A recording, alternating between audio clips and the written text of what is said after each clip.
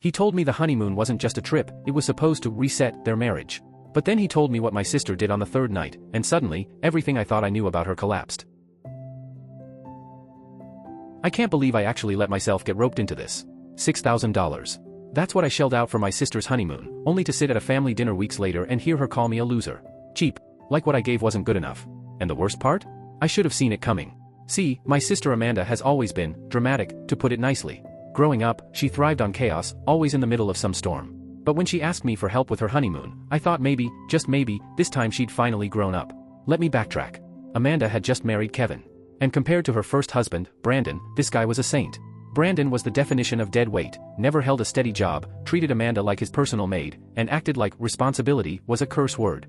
Their marriage was a slow-motion car crash, and when it ended, I'd be lying if I said I didn't want to say I told you so. But Kevin? Kevin was different. He was polite, had an actual career in marketing, and, shockingly, he seemed head over heels for her. That was new. They got engaged after only 6 months, and before I knew it, Amanda was hitting me up for wedding help. I declined, wasn't my place, but I still wrote a generous check and figured I'd done my part. Then came the honeymoon call. Amanda's voice was sugary sweet at first. She explained how they'd been eyeing this 9-day trip to Hawaii to flights, oceanfront bungalows, candlelit dinners, the works. But, surprise surprise, they had underestimated the cost. And now they were short. She didn't want to start her marriage in debt, she said. Could I help out a little? Now, Amanda and I have never had the kind of sibling bond you brag about. She's always been the type who wants the world handed to her, and if it's not served with a bow, she throws a fit. But Kevin seemed like a steady influence. Honestly, I was just relieved she'd moved on from Brandon. So I thought, why not? Maybe if I chipped in, we could finally turn a corner.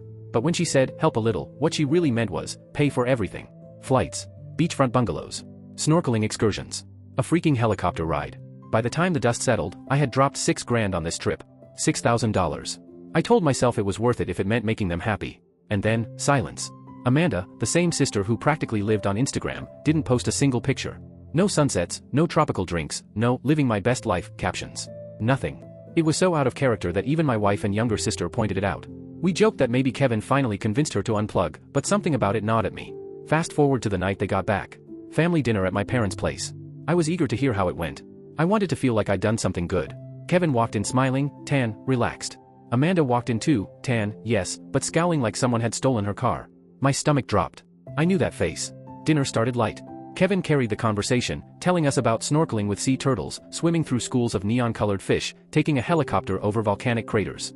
He was animated, glowing, even pulled out his phone to show us some photos.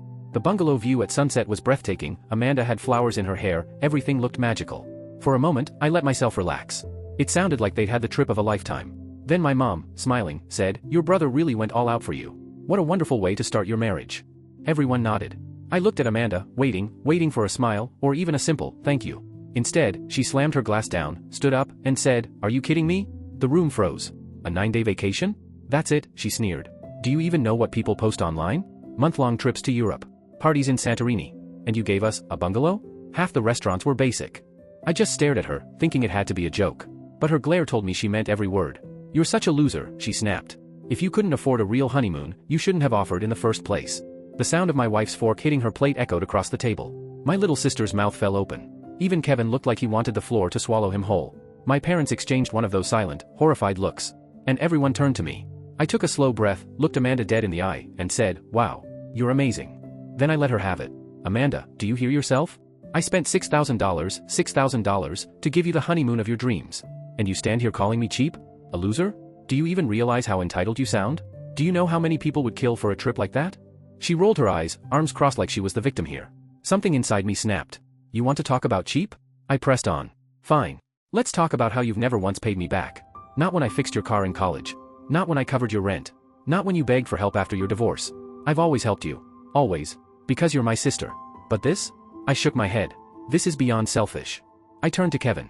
Honestly, man, I feel sorry for you. You seem like a decent guy, but if this is how she treats people who go out of their way for her, you're in for a rough ride. Kevin sank into his chair, face pale. My mom started to interrupt, but I raised my hand. No, I'm not finished. I looked back at Amanda. Let me make this clear, if you keep acting like this, no one is going to help you. Not me. Not mom and dad. Not anyone. And by the way, having 11,000 Instagram followers doesn't make you a star. So stop acting like the world owes you. You're not a princess. And I'm done pretending you are. The table was silent. Dead silent. Even Amanda's sharp tongue seemed to fail her. My dad cleared his throat awkwardly, my mom tried smoothing things over, but I was done. I grabbed my coat, looked at my wife, and said, "We're leaving." As I walked out, I could hear Amanda muttering something under her breath, but I didn't bother to turn around. I was finished. Her words kept echoing in my head on the drive home. Cheap. Loser. After $6,000? Really? My wife sat quietly at first, hands clenched in her lap, jaw tight. Finally, she turned to me. "You did the right thing," she said softly. Then she hesitated. "But, what about Kevin? He didn't even defend you. He just sat there." And she was right. That bothered me more than I wanted to admit. At first, I chalked it up to embarrassment. But the way he looked at her when she was ranting, something about his face, his silence, it felt off. And I couldn't shake the thought, was there more going on with Amanda and Kevin than I realized? The next morning, I woke up to the sound of my phone buzzing on the nightstand. I groaned, cracked an eye open, and saw my mom's name flashing on the screen. Great. Exactly what I didn't want, another conversation about Amanda. Still half asleep, I answered. "Your sister was here early this morning," Mom said. "Let me guess," I muttered. "She's still mad?" There was a pause. Then Mom sighed. "No. She was crying. Said you humiliated her in front of everyone, and now Kevin barely speaks to her." That made me sit up. Kevin? Not speaking to her? Why would he be angry with Amanda? I was the one who stormed out. "I don't know what's going on," Mom continued, her voice tight. "But Amanda kept saying everything's ruined, and that you don't understand what she's dealing with." That threw me. Amanda has always been an open book, whether we wanted her to be or not. She overshares everything, her plans, her drama, her heartbreaks. If there was something she wasn't saying, it had to be serious. After I hung up, I told my wife what Mom said. She frowned and asked, "Do you think something's going on between them?" I shrugged. "I don't know. But if there is, it's not my problem anymore." And at that moment, I meant it. Amanda had crossed too many lines, and I wasn't about to dive back into her chaos. But by midweek, curiosity got the better of me. I checked Kevin's Instagram, hoping for some clue. His account was private, no surprise there. But Amanda's? Gone. Deactivated. Amanda without social media was like a fish without water. It didn't add up. Then, out of nowhere, a text popped up on my phone. From Kevin. "Can we talk? Just you and me. I have some things to explain." I stared at it for a long moment. Kevin was the kind of guy who usually sat silent unless Amanda gave him permission to speak. Now he wanted to explain things? Something didn't sit right. But curiosity won out. "Sure," I texted back. "When?" "Tonight. I'll come over." That evening, Kevin showed up alone. And the man who walked into my living room didn't look like the polished, put-together guy I knew. His shirt was wrinkled, his hair messy, and the dark circles under his eyes looked like they'd been painted on. "Thanks for seeing me," he muttered, stepping inside. We sat down. For a while, he just stared at the coffee table, fiddling with his wedding ring. The silence stretched until finally, he let out a deep breath. "I owe you an apology," Kevin said quietly. "For what Amanda said. For all of it." That caught my attention fast. "What happened, Kevin?" He hesitated, ran a hand through his hair, then dropped the bomb. "The honeymoon, it wasn't just a honeymoon. It was supposed to be a reset." I blinked. "A reset? Kevin, you've been married what, a month?" He gave a hollow laugh. "Yeah. And already, I thought we needed one." Then the whole story spilled out. According to Kevin, planning the wedding had been a nightmare. Amanda blew past every budget limit he said, had screaming meltdowns over the smallest details, and made his life miserable. He thought it was just stress. But after the wedding? It got worse. "She started accusing me of not loving her enough," he said bitterly. "Told me I didn't make her feel special. Once, she even threw a vase at me." I sat back, stunned. Amanda had always been a handful, but that bad? "So when she pushed for this honeymoon," Kevin went on, "I thought maybe, just maybe, it would calm her down. She promised it would be a fresh start. But by the third day? She was complaining nonstop. The room wasn't big enough. The food wasn't fancy enough. Even the snorkeling wasn't exclusive enough." He shook his head. "It was a disaster. And when we got back, I told her I was done. I'm filing for divorce." I froze. "Divorce? Already?" Kevin gave me a humorless smile. "Yeah. I know how it sounds. Believe me, I wanted to make it work. But Amanda isn't who I thought she was. And the worst part? She admitted last week she still talks to her ex-husband." I nearly fell off the couch. "Brandon? You're kidding."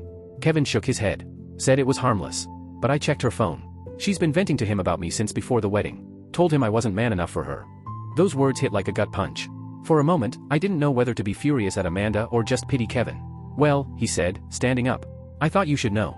You tried to do something good for us, and you didn't deserve how she treated you. I'm sorry you got dragged into this." With that, Kevin walked out. My wife stepped into the room, arms crossed, shaking her head. "I don't even know where to begin," she whispered. Neither did I. That night, I barely slept. Kevin's words ran through my head on repeat. Amanda talking to Brandon. Amanda calling Kevin not man enough. Amanda sabotaging her own marriage before it even started. The next morning, Mom called again. Her voice was hushed. "Amanda's here. She's been crying since she came in. I think you two need to talk." I asked the obvious question. Did Kevin tell her about the divorce? Silence. Then Mom said, "Divorce? No, she didn't mention anything." Of course. Typical Amanda. She'd rather choke than admit her life wasn't perfect. I debated ignoring it. But in the end, I drove over.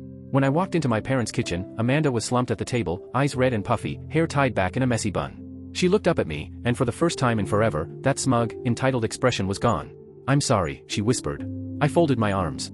"Sorry for what, exactly?" "For what I said at dinner. You didn't deserve that." I raised a brow. I was expecting crocodile tears and theatrics. But this almost seemed real. Still, I wasn't letting her off easy. I pulled out a chair and sat across from her. "Kevin came to see me last night." Amanda froze. What did he say?"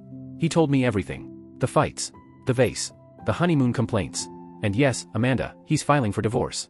Her lip trembled, but she didn't deny it. Instead, she let out a shaky breath. "I didn't mean for it to get this bad. I thought marriage would fix everything. The wedding. The honeymoon. I thought if it was all perfect, I'd finally be okay." "It doesn't work like that," I said firmly. "And talking to Brandon? Behind Kevin's back? What the hell were you thinking?" She flinched like I'd slapped her. "It wasn't like that. Brandon was going through a divorce too. I just needed someone to vent to." "Vent?" I snapped. "Amanda, you told him Kevin wasn't man enough. That's not venting. That's betrayal." Her eyes widened in shock. She hadn't known Kevin had seen the texts. She opened her mouth, but the words died. Her face crumpled, and she buried her head in her hands. "I don't know what's wrong with me," she sobbed. "I ruin everything. First Brandon. Now Kevin. I don't even know who I am anymore."